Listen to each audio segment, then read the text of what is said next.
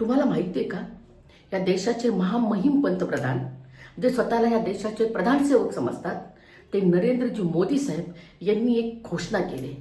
ती घोषणा बचतीचा उत्सव साजरा करा. ही घोषणा कसली बचत, ह्या जनतेची कसली बचत मोदी साहेबांनी केली आहे. 2017ला जो GST लागू केला आणि या गरीब जनतेच्या, ह्या देशातल्या गरीब जनतेच्या, मध्यमवर्गीय जनतेच्या मानगुटीवर GST बसवला. हा GST म्हणजे राहुल गांधींच्या भाषेमध्ये गब्बर सिंग टॅक्स बसवला. 50 लाख करोड रुपये गेल्या 8 वर्षात मोदीजी आणि भाजप सरकारने ह्या जनतेच्या जसं रक्त पितात ना तसं त्यांच्या खिशातून ओरबडून गोळा केलेले आहेत. आणि आता असं म्हणतायत की आम्ही आता हा GST आहे तो कर आम्ही कमी केलाय आणि आता तुम्ही हा बचत उत्सव साजरा करा. किती करणारे तुम्ही बचत? 2.5 लाख करोड रुपयाची. आणि घेतले किती जनतेकडनं गेल्या 8 वर्षात? 55 लाख करोड रुपये घेतले. आमच्या ग्रामीण भागामध्ये एक म्हण आहे की लिंबू द्यायचा आणि नारळ काढायचा. हा GST तुम्ही कशासाठी लावला होता? अहो, अगदी आमच्या लेकरा बाळांच्या दुधावर लावला होता, त्यांच्या पाठी पुस्तकांवर लावला होता, आमच्या मेडिकलच्या बिलावर लावला होता. एवढंच कशाला, मेल्यानंतर जे मर्तकीचं साहित्य असतं ना त्याच्यावर पण GST होता. म्हणजे एवढी 8 वर्ष तुम्ही ओरबडून खाल्ले आणि आता असं म्हणताय की बचतचा उत्सव साजरा करा. भाजप किंवा त्याची मातृ संघटना काम तर काहीच करत नाहीत, कुठलीही क्रांती करत नाहीत. आता हे मोदीजी असं म्हणतात की हा बचत उत्सव हा क्रांतिकारी पाऊल आहे. GST जेव्हा 2017ला लागू केलं ना तेव्हा सुद्धा असं म्हणत होते की हे क्रांतिकारी पाऊल आहे.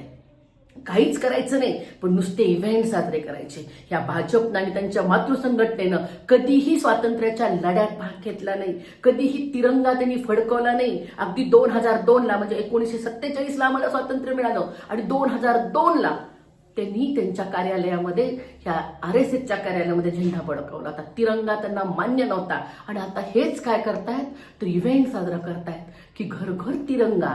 म्हणजे तिरंग्याबद्दल प्रेम नाही, संविधानाच्या बद्दल यांना प्रेम नाही, पण यांचा दिवस संविधानाचं नाव घेतल्याशिवाय जात नाही. म्हणजे फक्त इव्हेंट साजरा करायचा.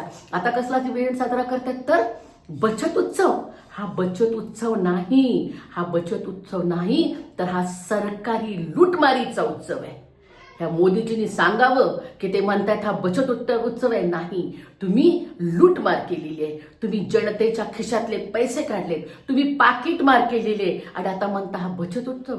मोदीजी, इधर उधर की बात मत करो, ये बताओ की कारवा किसने लुटा. कारवा तुम्ही लुटला, लेख आमच्या इथल्या जनतेला तुम्ही लुटलाय आणि आता म्हणताय की बचत उत्सव साजरा करा. हा बचत उत्सव नाही तर हा सरकारी लूटमारीचा उत्सव आहे की आमच्या जनतेचा हजारो कोटी तुम्ही तुमच्या खिशात घातलेले आहेत आणि आता तुम्ही काय करताय तर जखमेवर आता मीठ चोळताय. हा उत्सव जो बचत उत्सव म्हणताय ना तुम्ही, हा बचत उत्सव नाही तर हा सरकारी लूटमारीचा उत्सव आहे.